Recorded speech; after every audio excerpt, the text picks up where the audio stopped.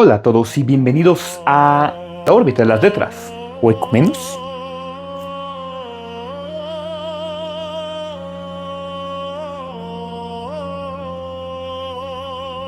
El día de hoy, siguiendo con estos debates sobre el sionismo, sobre Israel, sobre todos estos temas que están actualmente en boga, pues vamos a hablar un poco sobre un poco más sobre el antisemitismo, un poco más de lo que es el sionismo, de lo que sería esta sobre la diáspora y esa reflexión filosófica sobre este pueblo, ¿no?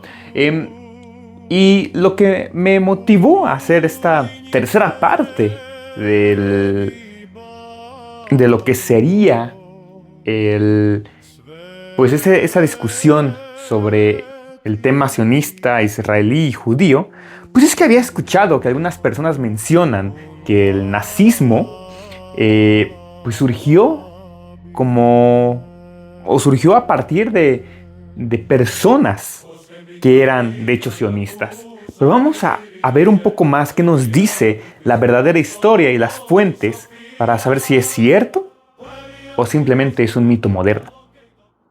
La historia del pueblo judío constituye uno de los casos también más complejos, persistentes, de continuidad identitaria, a través de lo que es la discontinuidad territorial. En pocas comunidades, se piensa, han experimentado una combinación tan prolongada de desplazamientos, de reinterpretaciones teológicas y de reconfiguraciones políticas. Pero a pesar de todo esto, no han perdido lo esencial, su núcleo simbólico que los mantiene reconocibles en cualquier parte del mundo. Y para esto, pues vamos a hablar un poco sobre lo que es filosofía, un poco de teología, un poco de historia, un poco de política, para comprender un poco más sobre esa historia del judaísmo. Primero vamos a hablar un poco de los conceptos de la diáspora, ¿no? La diáspora no es únicamente la dispersión geográfica de un pueblo, sino también una forma de existencia histórica en la que la identidad se construye sin un territorio disponible o estable. En el caso del judaísmo, esta condición adquiere de hecho un carácter singular porque se encuentra inscrito simultáneamente en la experiencia histórica y en su interpretación bíblico-teológica, ¿no? Entonces la tensión entre ambos niveles, la factual histórica y la bíblico-interpretativa, pues es lo que nos constituye el eje fundamental de esta reflexión de la que quiero hablar. El primer gran momento de la ruptura ocurre en el siglo VI a.C., cuando con la conquista del reino de Judá por el imperio neobabilónico, bajo el mando de Nabucodonosor II, fue un evento que dio lugar al llamado exilio babilónico. Desde este punto de vista, se trata de una práctica común en la época de los imperios del antiguo Cercano Oriente, que era la deportación de élites para evitar rebeliones y asegurar obviamente el control político de esa zona. Sin embargo, lo que distingue este episodio no es tanto su naturaleza política, sino la elaboración teológica de los judíos. Los textos bíblicos, particularmente los proféticos, interpretaron la caída de Jerusalén no como una derrota militar, sino como una consecuencia del incumplimiento con la alianza de Dios. Y esa lectura, pues, lo que nos constituye el ejemplo paradigmático de lo que podría denominarse la teología de la historia, en la que los acontecimientos políticos pues son reinterpretados como manifestaciones de una voluntad divina. Estos textos no pretenden, de hecho, ofrecer una explicación causal en términos modernos, sino dotar de sentido a una catástrofe colectiva. Y eso es importante porque introduce una distinción que va a ser recurrente a lo largo de toda la historia judía: la diferencia entre una explicación histórica y una interpretación teológica. La histórica, pues obviamente se basa en la parte o causas materiales como imperios, guerras, economías, etc. Pero la segunda, lo que es la teología, opera en el plano del simbolismo, del significado.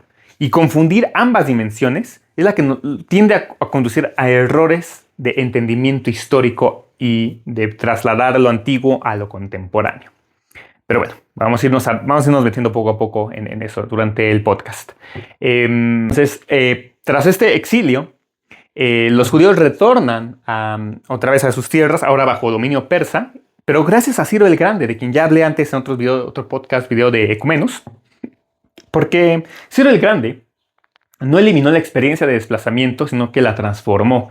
Y fue algo que aprendieron los judíos y transformaron también su interpretación bíblica. Entonces, a partir de este momento, la posibilidad de vivir fuera de la tierra de Israel, sin importar el perder la identidad colectiva, es lo que se convirtió en una realidad permanente. La diáspora dejó de ser una anomalía temporal para convertirse entonces, ahora sí, en una condición estructurante de su identidad.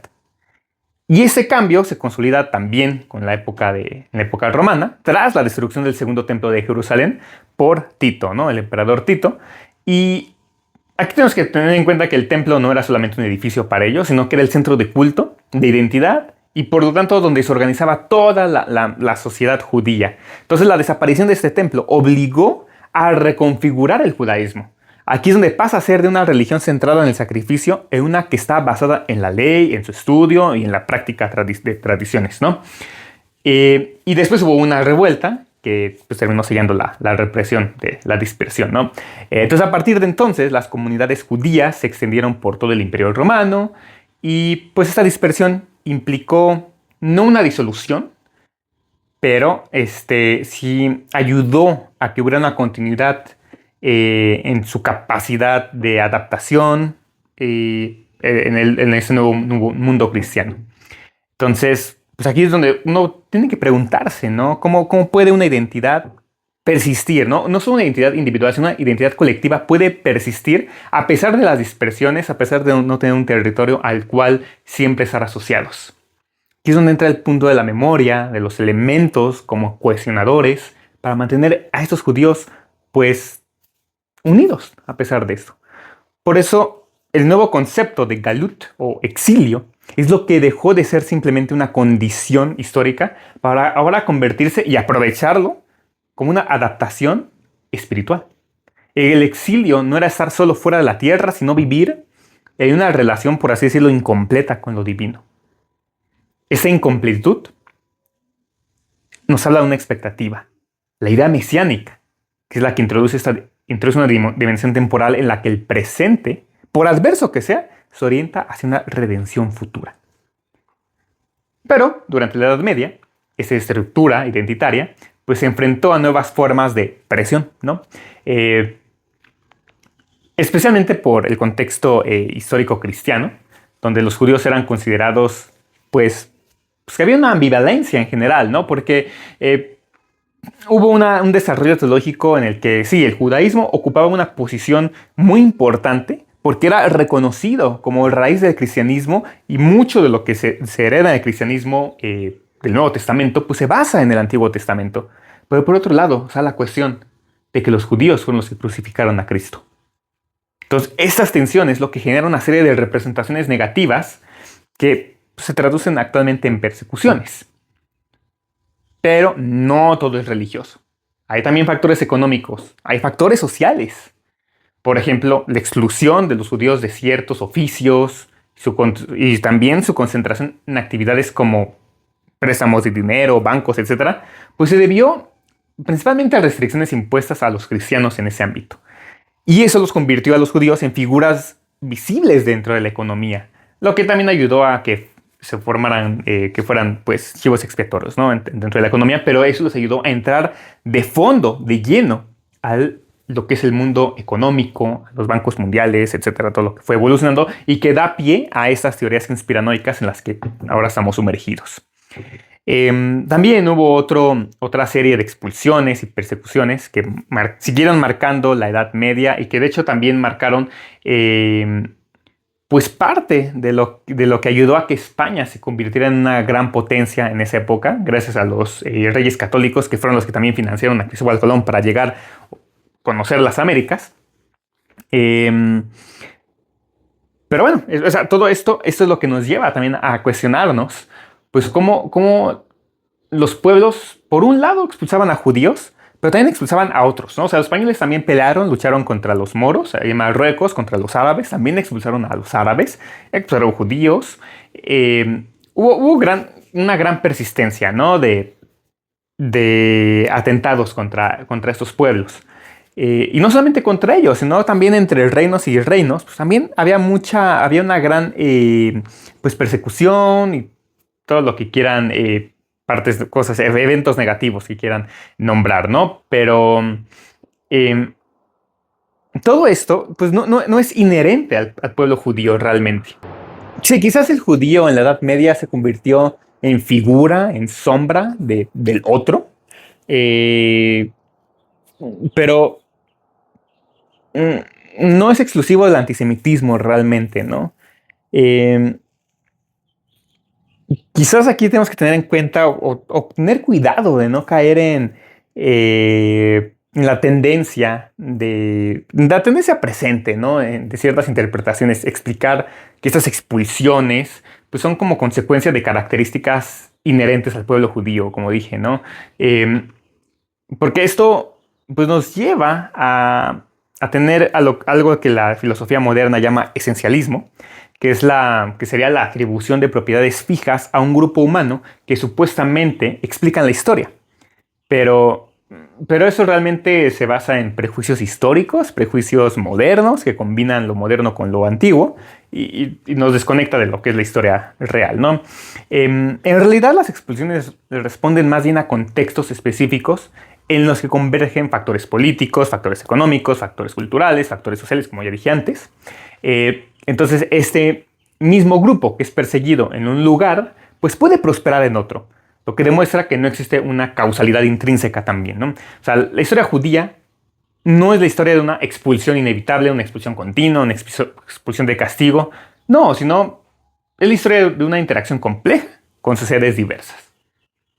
Y esa complejidad pues, se acentúa en la modernidad, ¿no? Cuando el antisemitismo adopta nuevas formas. Estamos hablando de lo que es el siglo XIX, con el auge del nacionalismo, las teorías radicales, lo que es las razas, pues esto se hereda con la hostilidad hacia los judíos que pues ya no tienen bases religiosas o teológicas, sino más bien por cuestiones raciales biológicas que no se ha podido comprobar, ¿no? Pero pues esto nos lleva al caso extremo de Adolfo, esa personita un poco psicopática, que su antisemitismo pues culmina en lo que llamamos el Holocausto. La persecución de los judíos no responde a conflictos teológicos, ni a tensiones económicas locales, sino a una ideología totalizante que define a los judíos como un enemigo absoluto. Entonces nuestros amigos judíos también terminan fuera del mundo, que lo conocemos gracias a este problema que hubo, ¿no? Entonces aquí creo que conviene clarificar esta cuestión.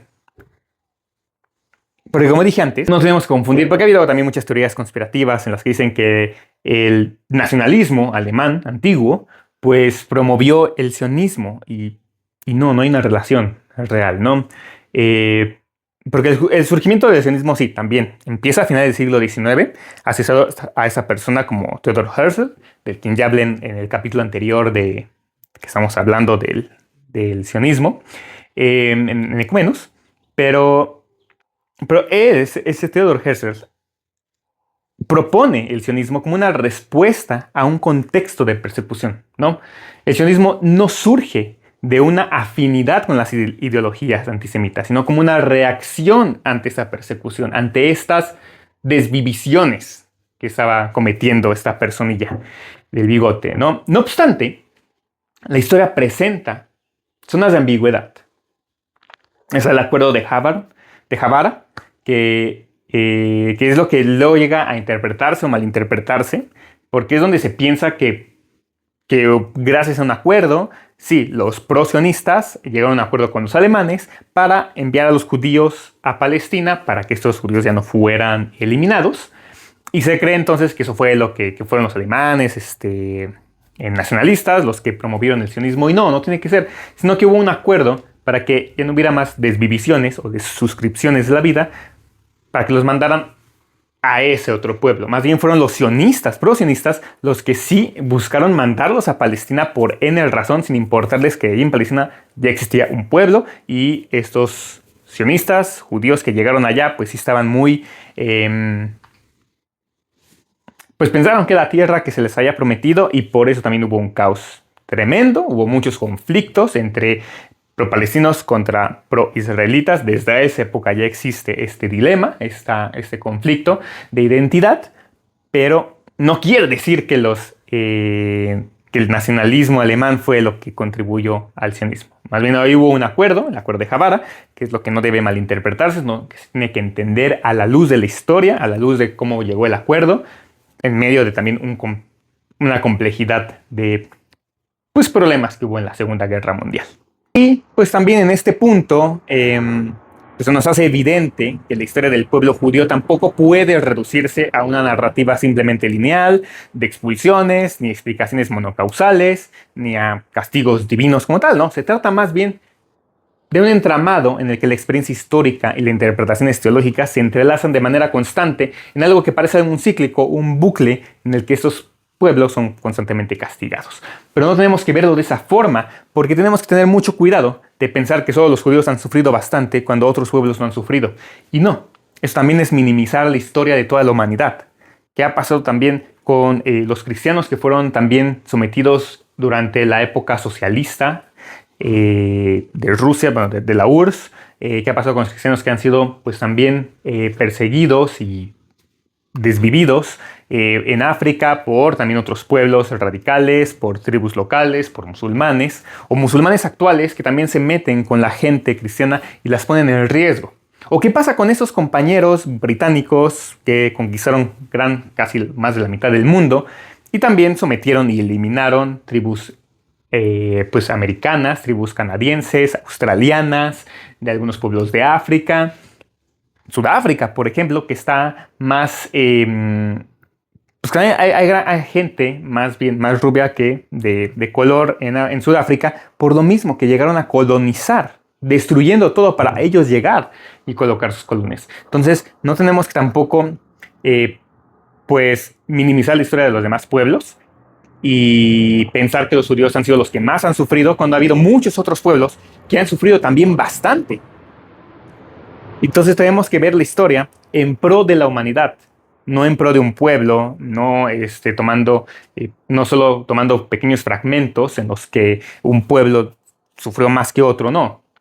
Tenemos que tomar la totalidad y entender que toda la humanidad ha sufrido en diferentes épocas y que la suma total quizás en el holocausto sí hubo una gran suma en un corto tiempo, pero cuando sumamos quizás lo que han sufrido otros pueblos a lo largo de más historia, pues la suma da un número mayor de cuerpos, ¿no? Entonces, no, tenemos que pensar que siempre tenemos que ver la historia en pro de la humanidad, en pro de la vida y en pro de buscar a Dios para encontrarnos con Él. Y bueno, tras lo que fue la época de la Segunda Guerra Mundial, pues ocurre una transición hacia la modernidad, que también fue un cambio decisivo sobre cómo se concebía la identidad, ¿no? La política, la pertenencia colectiva, ¿no? Entonces, la pertenencia dejó de ser pues, primordialmente religiosa o corporativa para convertirse en una comunidad nacional, vinculada a una unidad política que es el gobierno, que aspiraba a coincidir con una cultura, con una lengua y en muchos casos con una historia común, pero reinterpretada. Es ahora en donde los judíos europeos pues, se encuentran también en una tensión fundamental. Porque por un lado tenemos los procesos de emancipación que les ofrecían la posibilidad de integrarse como ciudadanos, y por otro el nacionalismo emergente que tendía a definir a la nación en términos también excluyentes. Y esta contradicción pues, fue señalada por Hannah Arendt, quien observó que la emancipación judía en Europa estuvo siempre condicionada por esta ambivalencia estructural. Los judíos eran aceptados como individuos, pero sospechosos como colectivo. Entonces, en este contexto, que es donde surge el sionismo, que es lo que nos lleva a este punto. Porque lejos de ser una prolongación directa de la teología tradicional, el sionismo surge como una reformulación moderna de elementos antiguos bajo categorías del nacionalismo europeo. La filosofía judía quedó afuera y se basó en la filosofía occidental. Entonces, esto es reinterpretado como un proyecto político, la creación de un Estado. Más allá de la teología, más allá del regreso a Sion, es mera política. Aquí es donde entra Theodor Herzl, quien plantea la cuestión judía, que no es fundamentalmente religiosa, sino política. Y su diagnóstico parte de la constatación de que el antisemitismo persiste incluso en sociedades que han adaptado o adoptado principios de igualdad formal, ¿no? Entonces su conclusión es que la integración no garantiza la seguridad y que la única solución viable es tener un Estado propio. Entonces, pues sí, el sionismo puede entenderse como una respuesta a lo que se podría denominar la crisis de la diáspora, así es que se puede decir, ¿no? Pero esto es curioso porque antes la dispersión de hecho había sido compatible con la continuidad. El nuevo orden político hacía cada vez más difícil también sostener una identidad colectiva sin un marco estatal propio. Entonces, en ese sentido, el sionismo pues, no se veía como una anomalía en ese momento, sino como una manifestación particular de un fenómeno más amplio, que es tener un Estado para ese pueblo, que ya tenía su identidad colectiva en su inconsciente, en su tradición, en su cultura, en su historia, pero que ahora debía tener ahora sí físicamente un pueblo. Pero el sionismo tampoco fue monolítico. Siempre estuvo atravesado por divergencias ideológicas, por corrientes socialistas, liberales, religiosas, culturales, y cada una de estas visiones tenía pues distintos significados o interpretaba distinto el retorno y la forma que debía adoptar este nuevo Estado. Entonces, esta pluralidad pues es lo que se ve actualmente en la diversidad interna del mundo judío actual. Pero también, y a la fecha sigue habiendo muchas corrientes judías que rechazaron el sionismo. Algunos lo hicieron por motivos teológicos, argumentando que el retorno a la tierra de Israel debía ser obra divina y no un proyecto político humano. Otros criticaron esto desde posiciones también más universalistas, considerando que la solución a la persecución no debía ser la creación de un nuevo Estado, sino la transformación de las estructuras políticas ya existentes, porque eso te daba un Estado, pero no implicaba que si tú quisieras visitar otro país no fueras a ser perseguido. Entonces, pues aquí es donde empieza a haber todas esas diferencias entre judaísmo, sionismo, israelismo o Israel, porque el judaísmo es la matriz de las creencias, de las prácticas, la narrativa, la teología, la religión, lo que se ha mantenido y evolucionado a lo largo de milenios. El sionismo es de ideología política e Israel es una identidad estatal con instituciones políticas, conflictos propios, lo que es el Estado como tal. Entonces, no tenemos que confundir tampoco estas tres dimensiones, porque también sería simplificar toda la historia en solamente un pueblo, en solo un conjunto, porque no todos los judíos son sionistas, ni todos los sionistas son religiosos, ni el Estado de Israel representa la totalidad judía, sino que sí, son conceptos que tienen implicaciones políticas y culturales por otro lado, ¿no? O sea, son tres mundos distintos. Entonces, la creación del Estado de Israel en el 48 fue el resultado de múltiples factores convergentes. Por un lado, el legado del sionismo, el impacto del Holocausto y las transformaciones geopolíticas tras la Segunda Guerra Mundial. Eso es muy importante porque tenemos que recordar que muchos países de Medio Oriente fueron recreados y reasignados tras la Segunda Guerra Mundial porque Inglaterra, Alemania, Francia, pues sí, se repartieron esos territorios y por eso también hay conflictos ahorita geográficos, porque partieron Medio Oriente y África como quisieron. Pero bueno, ese va a ser tema para otro video y para eso les recomiendo el libro de Las Rutas de la Seda de Peter Frankopan, como ya he mencionado antes en otros videos del canal, pero lo vuelvo a recomendar porque nos ayuda a entender bastante los conflictos que se están viviendo en la actualidad, ¿no? Bueno, regresando al tema. Volviendo a la relación con el antisemitismo. Pues es importante, ¿no? También desmontar esta idea, pues, tan recurrente que tenemos, ¿no? La idea de estas teorías conspiranoicas de, pues sí, quizás el judaísmo sí, bueno, no el judaísmo, quizás el sionismo sí está detrás de todo lo que se está viviendo actualmente, como dije en el video anterior de lo que es el sionismo, de cómo se ha involucrado, cómo ha llevado al liberalismo, pero no tenemos que que tampoco reducir todo a teorías conspiranoicas, cuando quizás realmente la conspiración es una falta nuestra del entendimiento de la historia, del contextos que ha habido, y tenemos que quizás leer más para poder juzgar con mayor detalle lo que es las teorías conspirativas. No descarto, obviamente, que si hay algo detrás, que el sionismo esté haciendo algo que nos esté llevando a la Agenda 2030 quizás, que sea lo que nos está causando todos estos conflictos, porque también hay una relación súper interesante, súper conflictiva entre esas potencias, Estados Unidos e Israel. Entonces, sí, siento que el pueblo de Israel como pueblo político sí puede tener algo oscuro, que el sionismo sí tiene algo oscuro, y que no tenemos que confundirlo con la religión judía como tal, que fue la que nos heredó gracias a Cristo, el cristianismo. Y para terminar, pues quiero hablar, como siempre, un poco de la noción de la tierra prometida, ¿no?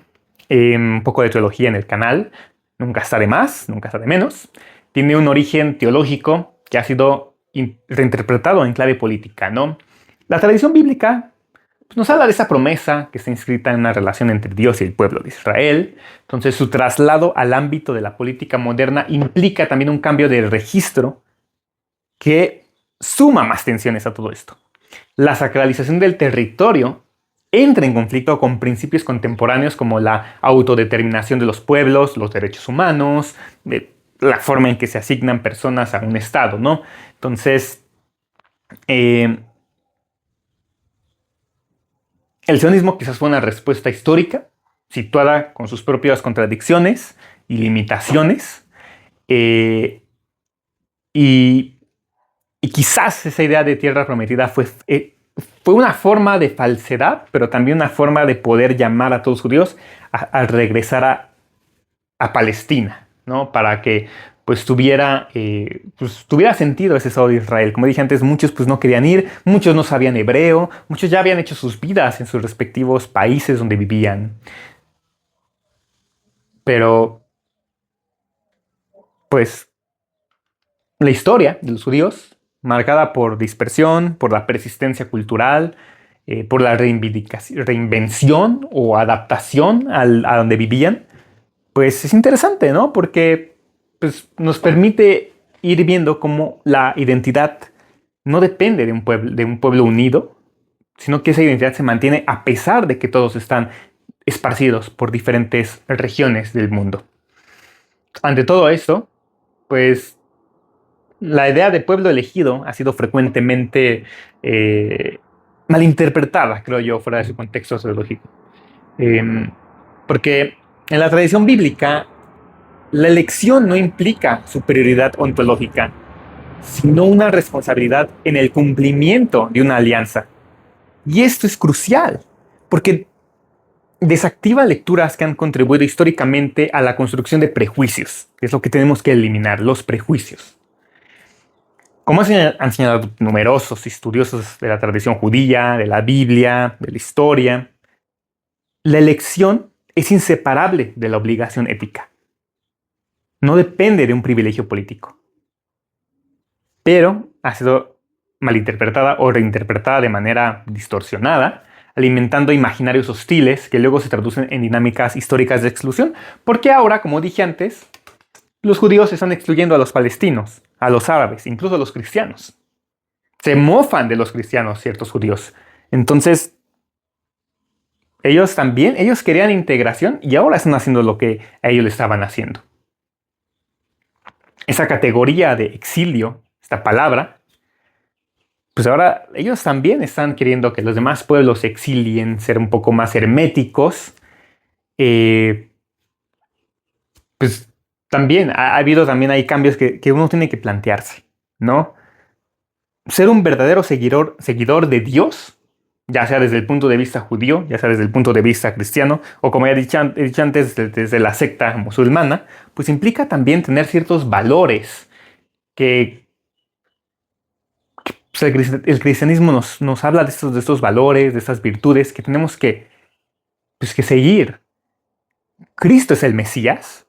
Cristo vino a salvar a la humanidad, vino a entregarnos al mundo. No a que se quedara solamente en un pueblito, a un pueblo elegido. Nos habló, nos abrió el camino a Dios para que todo el mundo pues fuera salvo en ese sentido, que pudiera ser salvo gracias a la palabra de Dios. Esa es la parte hermosa del cristianismo, porque el cristianismo es la evolución del judaísmo. Sí, empezó como secta, como he dicho antes, pero nos permite evolucionar, entendiendo el Antiguo Testamento a la luz del cristianismo, nos da ahora sí lo que es una teología al camino de la verdad, gracias al cristianismo. Ya el camino que tomemos, un cristianismo protestante, un cristianismo ortodoxo, un cristianismo católico, pues ya irá viendo diferentes tradiciones, diferentes liturgias, diferentes interpretaciones, pero el camino principal sigue siendo el mismo, es seguir a Cristo. Seguir el amor, como undécimo mandamiento, amar al prójimo, respetarlo, ayudarlo, acompañarlo, siempre estar ahí, porque también es una forma de estar con Dios, a través de estos buenos valores, de estas virtudes que hacen al humano que sea superior. No superior de forma soberbia, sino que ayuden a crear a un verdadero hombre. Un hombre que sí se preocupe por su comunidad, que se preocupe por su familia, que se preocupe por el mundo que está habitando, que se preocupe por conocer a Dios, que se preocupe por tener una buena salud espiritual, no solamente salud física, no solamente salud psíquica, salud espiritual, que es algo que actualmente mucha gente carece. Sí, uno se puede ir al gimnasio, uno puede hacer ejercicio, uno puede ir a terapia, pero la parte espiritual queda casi siempre relegada. Y no, tenemos que comprender que todo esto pues, nos lleva a Cristo, nos lleva al amor al prójimo. Nos lleva a que no tengamos que juzgar a esas personas. Esos prejuicios de exclusión no nos lleva a ningún lado. Nos lleva a generar odio. Nos lleva a generar malos entendidos, mala comunicación, exclusiones, exilios. Y no tenemos que pasar por eso. Ya pasó, Cristo ya pasó por esto y se sacrificó para darnos la vida eterna a nosotros. El judaísmo quizás le falta terminar de entender, comprender e interpretar al cristianismo para poder seguir a Cristo. Y no por eso tenemos que tratarlos mal, no por eso tenemos que pensar que el judaísmo es, creo yo que quizás es una religión incompleta, pero no por eso una religión equivocada. Dentro de los mismos círculos cristianos hay muchos conflictos. Católicos contra protestantes, contra ortodoxos, contra coptos, contra griegos, contra pentecostales, neopentecostales, contra N confesiones y denominaciones.